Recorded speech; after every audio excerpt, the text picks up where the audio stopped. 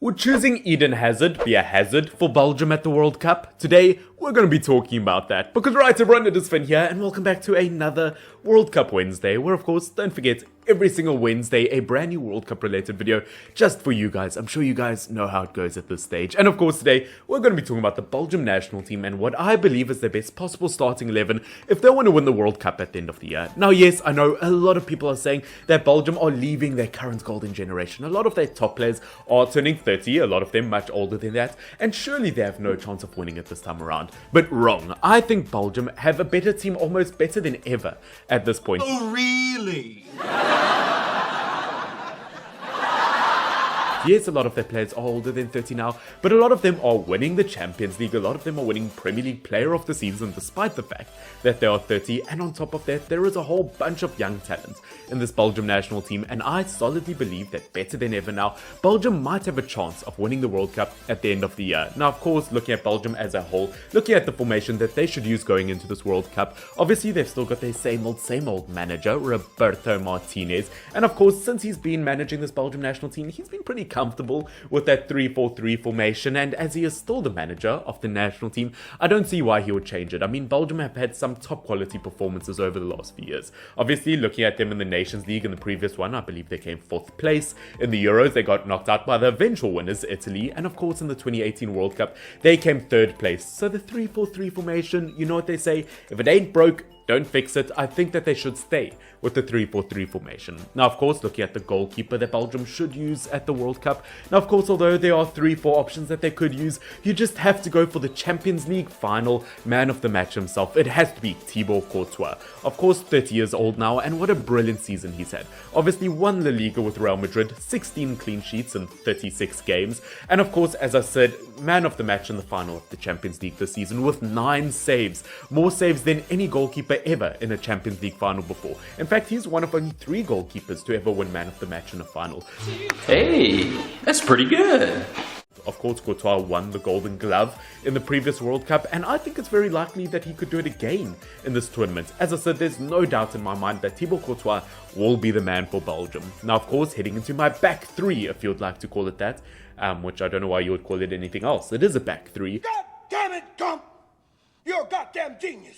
But of course, I've gone for a very traditionally Belgian back 3 with the likes of Jan Vertonghen, Toby Alderweireld, and of course a brand new name by the name of Theater. Or at least that's how I think you pronounce it. But of course, looking at young Vertonghen and Toby Alderweireld, as we know, this partnership is famous in the world of football. Whether it be at Ajax, Tottenham Hotspurs, the Belgium national team, this pair has been together for such a long time. They've probably been together for most couples go through. I mean, I'm surprised that Alderweireld and Vertonghen haven't gotten a divorce yet. It just shows how strong their relationship is. But of course, looking at these two centre-backs, a lot of people are going to be talking about the fact that these centre-backs are getting older. And yes, although they are getting older, they are still showing some brilliant displays at their age. Obviously, looking at Vertonghen, 35 years old, but despite the fact that he is 35 years old, played 46 games in all competitions for Benfica this season and only missed 3 games due to injury. This man is still performing at a very top level, and with 136 appearances for Belgium, has the most appearances in the Belgium national team history. As I said, although he is getting older, can still pull off some top performances. And I mean, let's be 100% honest. I mean, just because I'm putting this team forward doesn't mean that they have to start this team in every single game. I don't think any national team should stick with the same team for every single game. They'll obviously rotate with players like Denaya or 1 or 2 other players like Boyata. Obviously, that's why you've got depth in your squad, so that you can rotate. But in terms of a best possible centre-back, I do believe that Vertonghen still has a place in the squad. Looking at the other centre-back, as I said, Toby Alderweireld. Now, of course, slightly younger at the age of 33 years old, obviously playing in the Qatar League at the moment. And you know what? Although maybe didn't have as many appearances as Vertonghen, still had some solid performances. Only 28 games this season, but only lost 4. Their entire team only lost 4 games in those 28 that Alderweireld was playing in, showing that he still has that impact from the centre-back position. And as we know, when it comes to headers and an aerial threat in the box, Toby Alderweireld needs to be in this Belgium national team. Now, of course, heading into that 3rd and final centre-back, it is going to be the likes of Arthur Theater, or Theater, I have no idea how to pronounce it. But of course, looking at this young centre-back, only 22 years old, and what a season he's had. Only 2 previous appearances for the Belgium national team, and I think this might be the next big thing for Belgium, to be honest with you.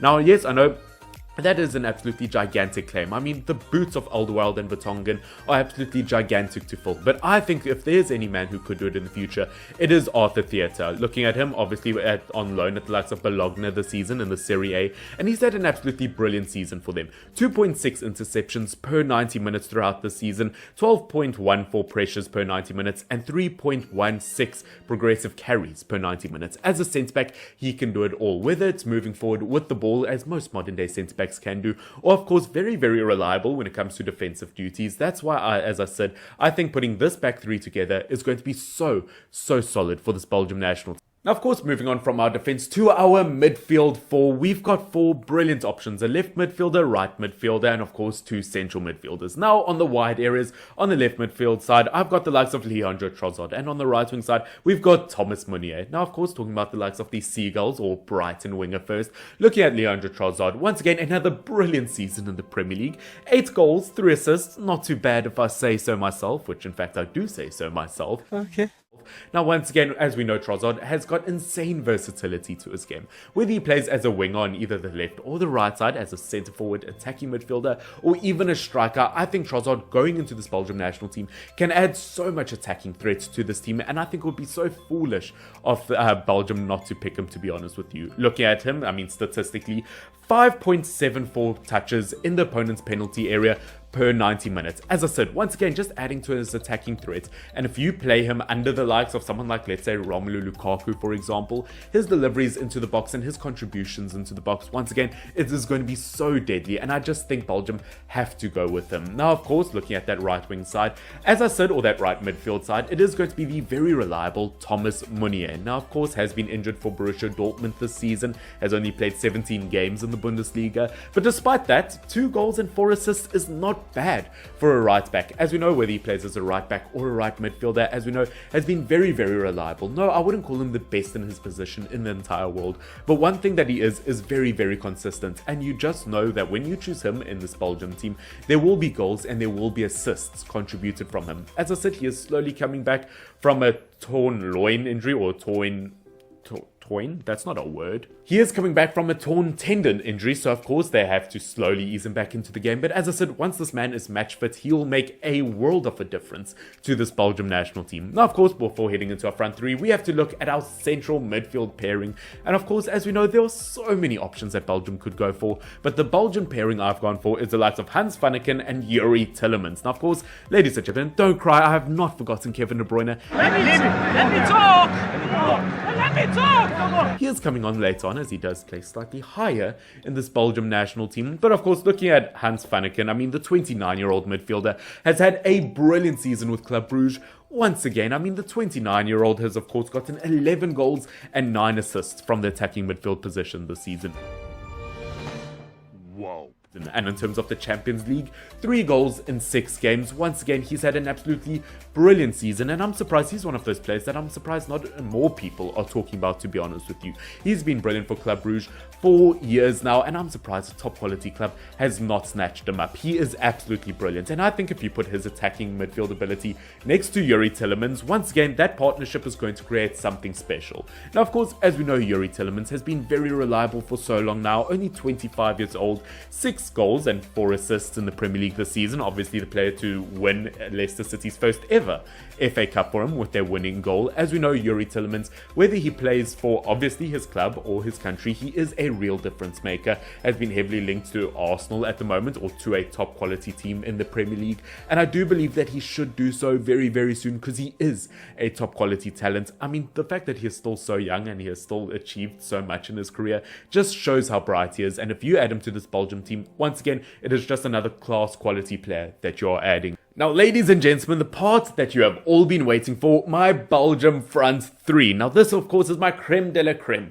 This is the interesting part that you've all been waiting for. And, of course, I'm going to do it player by player, just to leave a tiny bit of suspense. Now, of course, in the right wing position, I am going to go for Kevin De Bruyne. Although, of course, plays as a midfielder in this Belgium national team, he is normally seen in this right forward / right wing position. And, of course, once again, if it ain't broke, don't fix it, because I think that he's absolutely spectacular for Belgium in this position. Once again, as you know, Kevin De Bruyne, another splendid season with Manchester City, obviously won the the Premier League player of the season, once again, 15 goals and 8 assists. I mean, yes, Kevin De Bruyne is known for his contribution of assists, and although it wasn't up there with the rest in the Premier League this season, 15 goals, not bad for the midfielder whatsoever. As we know, probably the best midfielder in the world on his day. And I mean, there's just no way in the world that I'm not going to add him to this Belgian national team. I think something would have to be quite medically wrong with me to do so.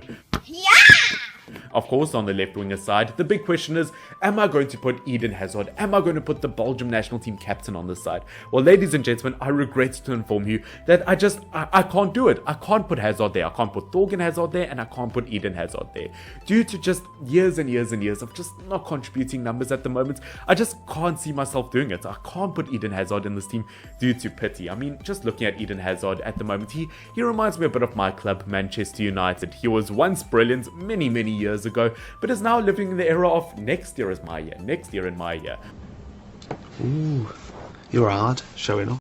Unfortunately, maybe next year is his year, but this year definitely isn't, and I cannot put him there. I've gone for the likes of very young player, 21-year-old Charles de Ketelaere, obviously another Club Bruges player, plays with the likes of Fanneken in the Belgian Pro League, and looking at de Ketelaere, he's had an absolutely brilliant season. The fact that this kid is only 21 years old, he is going to join a super club in years to come. I mean, looking at his numbers this season, 14 goals and 9 assists at the age of 21 years old. That is insanely impressive.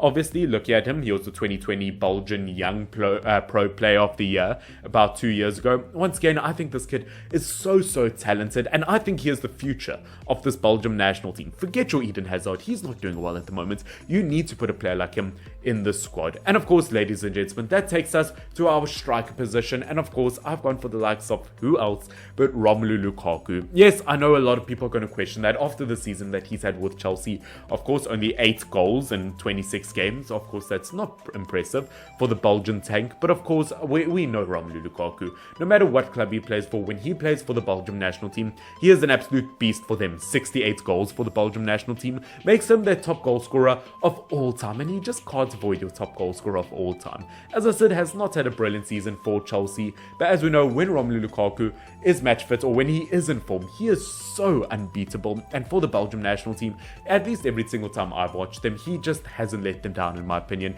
And I do believe that he should still start for them in the World Cup. Of course, you could choose someone like Michy Batshuayi as well, who scored 15 goals in the Turkish league this season. But as I said, in terms of reliability, you have to go for Lukaku. But ladies and gentlemen, that is it for my combined starting 11 for Belgium heading into the 2022 World Cup. Yes, I know a lot of it is controversial. I've left a lot of top players out. From Eden Hqvazard to Carrasco, Thorgan Hazard, Januzaj, and so many others. There are a lot of top names that I've missed out. Even someone like Denayer in the centre-back position. But as I said, I believe that the squad going forward are the best in form at the moment, although saying that, by the time the World Cup rolls around, maybe other players will be in form. But looking at this team, I solidly believe that going to the World Cup, this is their best possible team if they want to perform well. They haven't been given the easiest of groups, so they have to perform as well as possible. But ladies and gentlemen, I hope that you have enjoyed this video. Let me know if there are any changes you would make down below in the comment section. As I said, Belgium, I think they should still have a decent chance of winning the World Cup. I guess that we will have to wait and see. Ladies and gents, don't forget to like and subscribe down below. So close to 5,000 subscribers. And I, of course, will see you very soon. This has been Finn, FYNN. Until next time, cheers.